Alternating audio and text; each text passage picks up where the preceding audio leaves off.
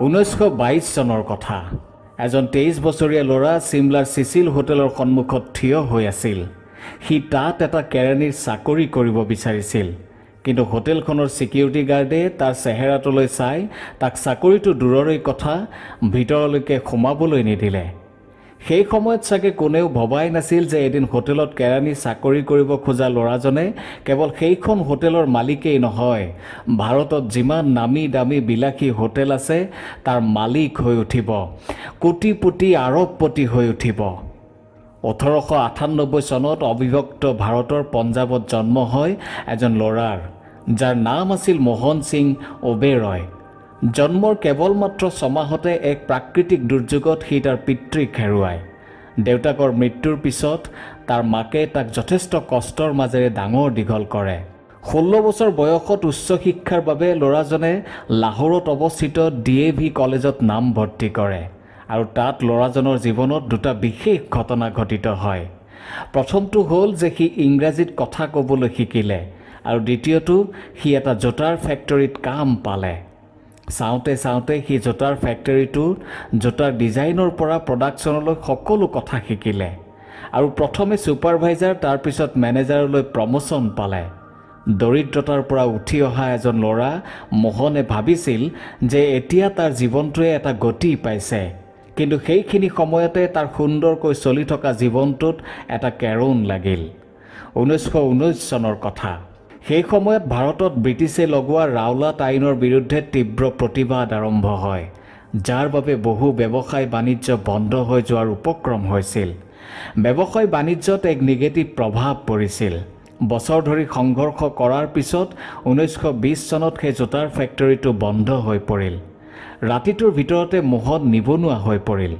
সেইখিনি সময়তে এক ঘটনাক্ৰমে ইশ্ৰণ দেৱী নামৰ এগৰাকী যুৱতীৰ লগত মোহনৰ বিয়া হয়, আৰু সিহঁতৰ জীৱনলৈ এটি সন্তানৰ আগমন হয়। সেয়েহে মোহনে যেনে তেনে কাম বিচাৰিছিল। ক'তো একো কাম বিচাৰি নাপাই মোহনে সেই চহৰ এৰি যোৱাৰ সিদ্ধান্ত লয়। এই সিদ্ধান্তটোৱে মোহনৰ সম্পূৰ্ণ জীৱনটোৱে সলনি কৰিছিল। সি জীৱিকাৰ সন্ধানত লাহোৰ এৰি যিখন চহৰলৈ গৈছিল সেই চহৰখনৰ নাম আছিল চিমলা। গৰমৰ দিনত ব্ৰিটিছসকলে চিমলাতেই ৰাজধানী পাতিছিল। মোহনে ভাবিছিল যে যিহেতু ইয়াত উচ্চপদস্থ বিষয়া আদিৰ আহযাহ চলে, গতিকে ইয়াতে এটা চাকৰি বিচৰা ভাল হ'ব। কিন্তু দুৰ্ভাগ্যই তেতিয়াও তাৰ লগ এৰা নাছিল। সি জীৱনৰ প্ৰথম ইণ্টাৰভিউটোত ফেইল হৈছিল। এনেকৈ কেইবাটাও ইণ্টাৰভিউত ফেইল হোৱাত মোহনে বহুত হতাশাত ভুগিছিল। এদিন কোনো এটা কথা চিন্তা কৰি গৈ থাকোঁতে এটা সুন্দৰ প্ৰকাণ্ড বিল্ডিঙৰ ওপৰত তাৰ চকু পৰিল। সেয়া আছিল চিমলাৰ সকলোতকৈ জনপ্ৰিয় হোটেল চিচিল। সি তাত বহুত ধনী ধনী আৰু উচ্চপদস্থ বিষয়াক দেখিছিল। সেয়েহে মোহনে নিশ্চয় কৰিছিল সি তেতিয়ালৈকে চিমলা চহৰ নেৰে যেতিয়ালৈকে সি হোটেল চিচিলত এটা চাকৰি নাপায়। সি এটা দীঘলীয়া উশাহ লৈ অলপ আত্মবিশ্বাস গোটাই ল'লে আৰু হোটেলৰ ভিতৰলৈ বুলি আগবাঢ়িলে। কিন্তু হোটেলখনৰ সিকিউৰিটি গাৰ্ডে তাক ভিতৰলৈ প্ৰৱেশত বাধা আৰোপ কৰে। কিন্তু মোহন অতি সোনকালে হাৰ মনা বিধৰ নাছিল। সি হোটেলৰ বাহিৰত তেতিয়ালৈকে অপেক্ষা কৰে যেতিয়ালৈকে হোটেলখনৰ মেনেজাৰ বাহিৰলৈ অহা নাছিল। এটা সময়ত যেতিয়া হোটেলৰ মেনেজাৰজন হোটেলৰ বাহিৰলৈ আহিছিল, তেতিয়া মোহনে লগে লগে তেওঁৰ ওচৰলৈ গৈ আত্মবিশ্বাসেৰে ক'লে, ছাৰ, মই চাকৰি বিচাৰি আছোঁ। আপোনাৰ হোটেলত কোনো খালী পদ আছে নেকি? এই কথাখিনি মোহনে ইংৰাজীত এইদৰে কৈছিল, I am looking for a job sir, do you have any vacancy at your hotel? মোহনৰ ইংৰাজীত কথা কোৱা ধৰণত আপ্লুত হৈ মেনেজাৰে পিছদিনাই তাক হোটেললৈ মাতি পঠিয়ায় আৰু মাহত 50 টকা দৰমহাৰ এটা কেৰাণীৰ চাকৰি দিয়ে। হোটেলত মোহনৰ মুখ্য কাম আছিল কয়লাৰ যোগান আৰু ষ্টক মেনেজ কৰা। অতি সোনকালে তাৰ মনলৈ এটা ধাৰণা আহিল যে হোটেলত কয়লাৰ পৰিৱৰ্তে কয়লাৰ গুড়িৰ বল যদি ব্যৱহাৰ কৰিব পৰা যায় তেন্তে হোটেলৰ বহুখিনি ৰাহি হ'ব। কয়লাৰ বলবোৰ কেৱল ভালকৈ জ্বলাই নহয়, ই অতি লাহে লাহে জ্বলে, যাৰ বাবে ইয়াক গোটেই ৰাতি জ্বলাই থ'ব পাৰি। মোহনে এই আইডিয়াটোৰ কথা মেনেজাৰৰ লগত আলোচনা কৰিলে আৰু তাৰ প্ৰয়োগো কৰিলে, যাৰ ফলত হোটেলখনৰ যথেষ্ট লাভ হ'ল। ইয়াৰোপৰি মোহনে টাইপিং কৰিব জানিছিল, আৰু সি শ্বৰ্ট হেণ্ড ৰাইটিং অৰ্থাৎ যাক ষ্টেনোগ্ৰাফি বুলি কোৱা হয় সেয়াও জানিছিল। যাৰ বাবে মেনেজাৰে কোনো বিষয়ৰ ওপৰত চিঠি পত্ৰ আদি লিখিবলৈ হ'লে সি সহায় কৰিছিল। এই সকলোবোৰ দেখি মেনেজাৰে তাক প্ৰমোশ্যন দি অতিথি আপ্যায়নৰ কাম দিলে আৰু তাৰ দৰমহাও বঢ়াই দিলে। চেচিল হোটেললৈ সাধাৰণতে বহু VIP ধনী ধনী মানুহ আৰু উচ্চপদস্থ বিষয়াহে আহে। মোহনে সেই মানুহবোৰৰ ব্যৱহাৰ চৰিত্ৰ আদি গভীৰভাৱে অধ্যয়ন কৰিছিল। ইয়াৰোপৰি সি নিজেই কেচিয়াৰৰো দায়িত্ব লৈছিল, যাৰ বাবে সি VVIP মানুহৰ লগত ব্যক্তিগতভাৱে কথা পতাৰ সুযোগ পাইছিল। তাৰ এই বুদ্ধিমত্তাৰ বাবে 1925 চনলৈকে সি হোটেলখনৰ সকলো কাম কাজৰ বিষয়ে জানিছিল আৰু সি অভিজ্ঞ হৈ পৰিছিল। তাৰ মাজতে চেচিল হোটেলৰ মেনেজাৰে 50টা কোঠাযুক্ত আন এখন হোটেল কিনে, যাৰ নাম আছিল ক্লাৰ্ক হোটেল, কাৰণ যিয়ে হোটেলখন কিনিছিল তেওঁৰ নামো আছিল ক্লাৰ্ক। মেনেজাৰজনে জানিছিল যে মোহনে এতিয়া হোটেলৰ সকলো কথা খুব কম সময়ৰ ভিতৰতে আয়ত্ত কৰিব পাৰিছে, কম সময়তে বহু অভিজ্ঞতা অৰ্জন কৰিব পাৰিছে। সেয়েহে মেনেজাৰজনে তেওঁৰ নতুন হোটেলখনত কাম কৰাৰ বাবে এটা সুযোগ দিছিল, কিন্তু এজন কেৰাণী হিচাপে নহয়, এজন বিজনেছ পাৰ্টনাৰ হিচাপে। পাৰ্টনাৰ হিচাপে জইন কৰি মোহনে ক্লাৰ্ক হোটেলখনৰ সকলো দায়িত্ব মূৰ পাতি লৈছিল। মোহনে হোটেলখনত অন্য এক গতি প্ৰদান কৰিলে। সি নিজেই ব্ৰিটিছ বিষয়াসকলৰ লগত ব্যক্তিগতভাৱে কথা পাতে আৰু হোটেলখনলৈ আমন্ত্ৰণ জনায়। এই ক্ষেত্ৰত মোহনৰ পত্নী ইশ্ৰণ দেৱীয়েও তাক যথেষ্ট সহায় কৰিছিল। ইশ্ৰণ দেৱীয়ে বজাৰলৈ গৈ হোটেলখনৰ বাবে যি যি লাগতিয়াল সামগ্ৰীৰ প্ৰয়োজন সেইসমূহৰ যোগানৰ দায়িত্ব বহন কৰে, যাতে হোটেলখনত ব্যৱহাৰ হোৱা বস্তুৰ মানদণ্ড উন্নত হয়। হোটেলখনে যথেষ্ট উন্নতি সাধন কৰাৰ সময়তে এটা ডাঙৰ সমস্যা আহি থিয় দিছিল, যাৰ বাবে এটা মুহূৰ্ততে হোটেলখন বিক্ৰী হোৱাৰ প্ৰান্তত আছিল। সেই সময়ত ক্লাৰ্কৰ পত্নী এক গুৰুতৰ বেমাৰত পৰিছিল আৰু ক্লাৰ্কে সিদ্ধান্ত লৈছিল যে তেওঁ হোটেলখন মাত্ৰ 20,000 টকাত বিক্ৰী কৰি ইংলেণ্ডলৈ গুচি যাব। এই কথাটো শুনি মোহন বৰ চিন্তাত পৰিছিল। ইমান কষ্ট কৰাৰ পিছতো এতিয়া এই হোটেলখনৰ কোনো নিশ্চয়তা নাই। হোটেলখন সম্পূৰ্ণৰূপে তাৰ কৰি ল'বলৈ তাৰ ওচৰতো ইমান পইচা নাছিল। মোহনৰ এনে অৱস্থা দেখি তাৰ পত্নীয়ে সমস্ত অলংকাৰ গহনা পাতি বিক্ৰী কৰি দিয়ে, কিন্তু তাৰ পিছতো মোহনৰ ওচৰত ইমান পইচা গোট খোৱা নাছিল যে সি হোটেলখন কিনিব পাৰিব।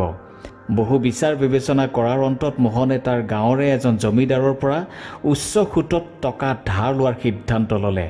এক ডাঙৰ সিদ্ধান্ত আৰু এক ডাঙৰ দায়িত্ব বা ডাঙৰ ৰিস্ক। কিন্তু মোহন আত্মবিশ্বাসী আছিল যে সি এই ধাৰ হোটেলত হোৱা লাভৰ পৰাই পৰিশোধ কৰিব পাৰিব। 36 বছৰ বয়সত মোহন সিং ওবেৰয় ক্লাৰ্ক হোটেলৰ মালিক হৈ পৰিল, কিন্তু লগতে তাৰ মূৰত ঋণৰ এক ডাঙৰ বোজাও আছিল। সেয়েহে মোহন আৰু তাৰ পত্নী ইশ্ৰণ দেৱীয়ে যথেষ্ট কষ্ট পৰিশ্ৰম কৰিছিল। সেই পৰিশ্ৰমৰ আৰু একনিষ্ঠতাৰ বাবেই মাত্ৰ 2 বছৰৰ ভিতৰতে মোহনে তাৰ ঋণ পৰিশোধ কৰিব পাৰিলে। মোহনৰ সফলতাৰ আঁৰত তাৰ এটা ডাঙৰ গুণ আছিল, আৰু সেয়া আছিল যে মোহনে যিকোনো মানুহৰ লগত অতি সহজে মিলি যাব পাৰিছিল, কথা পাতিব পাৰিছিল, যাক ইংৰাজীত কোৱা হয় প্ৰ'এক্টিভ স্কিলছ। কিন্তু মোহনে এতিয়া মাত্ৰ 50টা কোঠাৰ হোটেলতে আবদ্ধ হৈ থাকিব বিচৰা নাছিল। সি হোটেল বিজনেছৰ এখন ৰাজ্য বিস্তাৰ কৰিব বিচাৰিছিল। সেই সময়তে মোহনে খবৰ পালে যে কলকাতাত এখন হোটেল আছে যিখন লিজত দিব বিচাৰিছে। হোটেলখনৰ নাম আছিল গ্ৰেণ্ড হোটেল। এই হোটেলখনত 500টা কোঠা আছিল আৰু সেই সময়ত ভাৰতৰ আটাইতকৈ ডাঙৰ হোটেল আছিল। এই হোটেলখনত বছৰ বছৰ ধৰি ৰজাঘৰীয়া আৰু বহু উচ্চপদস্থ বিষয়াই এই হোটেলখনৰ শোভা বৰ্ধন কৰিছিল। কিন্তু এটা ঘটনাই হোটেলখনৰ খ্যাতিত আঘাত হানিছিল। সেই ঘটনাটো আছিল যে তাত ব্যৱহাৰ হোৱা পানী বিশুদ্ধ নাছিল, যাৰ বাবে হোটেলত অতিথি হিচাপে উপস্থিত থকা 6জন লোকৰ মৃত্যু হৈছিল। সেয়েহে শেষত 1937 চনত এই হোটেলখন বন্ধ হৈ পৰিছিল, যাৰ বাবে সেই হোটেলখনৰ মালিকে হোটেলখন কাৰোবাক লিজত দিব বিচাৰিছিল। লিজত দিয়া মানে কোনো এক নিৰ্দিষ্ট পইচাৰ বিনিময়ত হোটেলখন কোনোবাই নিজে চলাই তাৰ পৰা লাভ উঠাব পাৰিব। এতিয়া মোহনৰ সন্মুখত 2টা ৰাস্তা আছিল। হয় কোনো ৰিস্ক নোলোৱাকৈ চিমলাত থকা হোটেলখন চলাই থাকিব, নহ'লে ক্লাৰ্ক হোটেলতকৈ 10 গুণে ডাঙৰ হোটেলখন লিজত লৈ নিজৰ ভাগ্যক আদৰি ল'ব। মোহনে দ্বিতীয়টো ৰাস্তা পচন্দ কৰিলে আৰু মাহে 8,000 টকাত হোটেলখন লিজত ল'লে। কিন্তু যেতিয়া সি হোটেলখন ভালদৰে নিৰীক্ষণ কৰিলে তেতিয়া সি নিজৰ সিদ্ধান্তক সন্দেহ কৰিবলৈ ল'লে। হোটেলখনৰ ভিতৰৰ অৱস্থা একেবাৰে বেয়া আছিল। সেয়েহে মোহনে আকৌ এটা ডাঙৰ ঋণ ল'লে আৰু হোটেলখন চাফ চিকুণ কৰালে আৰু শেষত সেইখন হোটেলতে কাম কৰা সকলো ষ্টাফকে পুনৰ মাতি আনি কামত লগালে। ইয়াৰ একমাত্ৰ কাৰণ এয়াই আছিল যে তেওঁলোকে হোটেলখনৰ কথা ভালকৈ জানিছিল। সকলোবোৰ ঠিকেই আছিল, কিন্তু এটা ডাঙৰ সমস্যা এয়াই আছিল যে হোটেলখনৰ জনপ্ৰিয়তা ঘূৰাই অনা। মোহনে এই সমস্যাটো একেবাৰে নাইকিয়া কৰিব বিচাৰিছিল। সেয়েহে সি হোটেলৰ পানীৰ বিশুদ্ধতাৰ ওপৰত নজৰ ৰাখি আধুনিক যন্ত্ৰপাতি ব্যৱহাৰ কৰিছিল।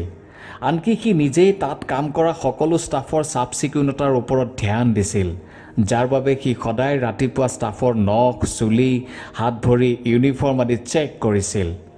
যাৰ বাবে মানুহৰ মাজত এয়া প্ৰচাৰ হৈছিল যে গ্ৰেণ্ড হোটেল আগতকৈ বেছি ভাল ছাৰ্ভিচ দিয়ে আৰু চাফ চিকুণ। সকলো ঠিক ঠাক হ'বলৈ আৰম্ভ কৰিছিলহে মাত্ৰ সেই সময়তে আৰম্ভ হ'ল দ্বিতীয় বিশ্বযুদ্ধ। সেই সময়ত কলকাতা ব্ৰিটিছৰ সৈনিকসকলৰ বাবে এটা স্থায়ী স্থান হৈ পৰিছিল। ব্ৰিটিছে সৈনিকসকলৰ থকা মেলাৰ বাবে অন্য স্থানৰ লগতে গ্ৰেণ্ড হোটেলখনো নিজৰ অধীনত ল'ব বিচাৰিছিল। কিন্তু মোহনে সাহসেৰে ব্ৰিটিছ জেনেৰেলৰ লগত কথা পাতি সকলো ঠিক কৰিছিল। এতিয়া মোহনৰ সন্মুখত এটা ডাঙৰ প্ৰত্যাহ্বান আছিল, আৰু সেয়া আছিল যে তেওঁ অতি কম খৰচত হোটেলখন চলাব লাগিব, কাৰণ ব্ৰিটিছ আৰ্মীয়ে তাক ইমান পইচা দিবলৈ মান্তি হোৱা নাছিল যিমান সি বিচাৰিছিল। সেয়েহে মোহনে হোটেলৰ কোঠাত থকা ডাঙৰ ডাঙৰ বিচনাৰ ঠাইত সৰু সৰু কেইবাখনো বিচনা ব্যৱহাৰ কৰিলে। দামী দামী বিশেষ বস্তুবোৰৰ ঠাইত আন সস্তীয়া বস্তু ব্যৱহাৰ কৰিলে। হোটেলৰ বাৰেণ্ডাটো বিচনা লগাই দিলে, আৰু শেষত যিখন হোটেলত 1400 অতিথিয়ে একেলগে থাকিব পাৰিছিল, সেইখন হোটেলত 4000 আৰ্মী একেলগে থাকিব পৰা হ'ল, অৰ্থাৎ মাহত 40,000 টকা উপাৰ্জন। এই সকলোবোৰ মেনেজ কৰি মোহন 1945 চনৰ শেষৰ ফালে এজন কোটিপতি হৈ পৰিছিল। এনেদৰে নিজৰ বুদ্ধিমত্তা, সাহস আৰু বিশ্বাসৰ ফলত মোহন ভাৰতত থকা অতি বিলাসী 10খন হোটেলৰ মালিক হৈ পৰিছিল। কিন্তু মোহনৰ সপোন তেতিয়াও পূৰণ হোৱা নাছিল, কাৰণ তাৰ সপোন আছিল সম্পূৰ্ণ ভাৰতবৰ্ষত হোটেলৰ ৰাজ্য প্ৰতিষ্ঠা কৰা। কেৱল এয়াই নহয়, মোহনে তাৰ এই ব্যৱসায় আন্তঃৰাষ্ট্ৰীয় পৰ্যায়ত লৈ যাব বিচাৰিছিল, যাৰ বাবে মোহনে পৃথিৱীৰ 25খন বিখ্যাত হোটেল ভ্ৰমণ কৰিছিল। সেই ভ্ৰমণত মোহনে প্ৰতিখন হোটেলতে থাকিছিল, আৰু সেই সময়ত সি হাতত এখন বহী আৰু এটা পেন লৈ ফুৰিছিল, আৰু সেই বহীখনত সি সেই হোটেলকেইখনৰ পৰা শিকা নতুন নতুন কথাবোৰ লিখি গৈছিল। 3 মাহৰ অন্তত ভাৰতলৈ আহি নিজৰ হোটেলত সেই শিক্ষা প্ৰয়োগ কৰিছিল। 1955 চনত মোহনে দেখিলে যে ভাৰতত বহু এনে স্থান আছে য'ত আগতে ৰজা মহাৰাজাসকলে বাস কৰিছিল, কিন্তু বৰ্তমান সময়ত সেই স্থানত অৰ্থাৎ ৰজা মহাৰাজাৰ অট্টালিকা সম্পূৰ্ণৰূপে খালী হৈ আছে। সেয়েহে মোহনে সেই অট্টালিকাবোৰ লিজত লোৱাৰ কথা চিন্তা কৰিলে। প্ৰথমতে মোহনে কাশ্মীৰৰ ৰজা হৰি সিঙৰ গোলাপ ভৱনক হোটেললৈ পৰিৱৰ্তন কৰিছিল। তেতিয়া মোহনে ভাবিছিল যে সিয়েই এই হোটেল বিজনেছৰ ৰজা, কিন্তু সেই সময়ত তাক প্ৰত্যাহ্বান জনাবলৈ আগবাঢ়ি আহিছিল তাজ গ্ৰুপ, অৰ্থাৎ ৰতন টাটাৰ হোটেল। তথাপি মোহনে হাৰ মনা নাছিল। সি তাৰ অভিজ্ঞতা আৰু কৌশল ব্যৱহাৰ কৰি পুনৰ নিজৰ স্থিতিত অটল আছিল।